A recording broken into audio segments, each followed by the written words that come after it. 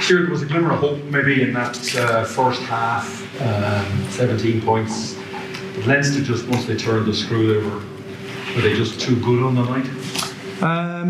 Yeah, I mean, I thought we had a slow start, to be honest. Obviously, 2 tries wasn't the ideal plan, but after that 10-minute period, I thought we settled into the game well.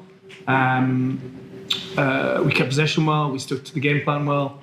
We executed it well, and we went from 14-0 to 17-14. Obviously, the sucker punch was the try and half time, not dissimilar from the Ulster situation. Exactly the same as the Ulster one, really.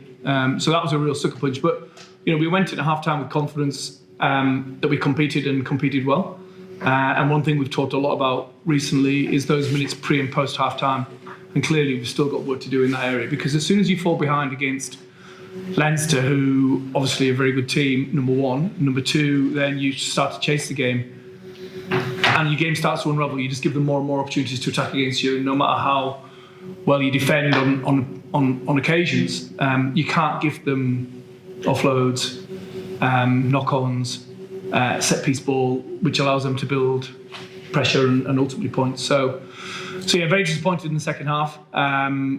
There's a lot of young lads getting experience out there. There's some pretty good lads sat home in Galway at the moment who we miss. If to be honest, whether it's a Caelan Blade, a Dave Heffernan, Shane Bolton, Mac Hansen, there's some good players who are experienced, and we're still developing our young players. The young players like Billy Bowen, Fake Nabarro, Harry West.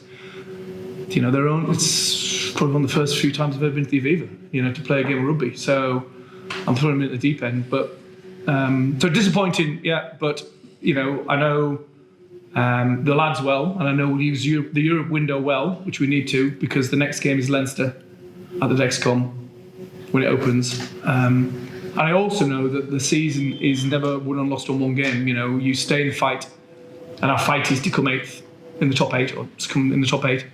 And so the next block of games, be it Leinster at home, Zebra away. We've then got the Glasgow game and the Scarlets game to catch up on. They become pivotal games in the second half of the season.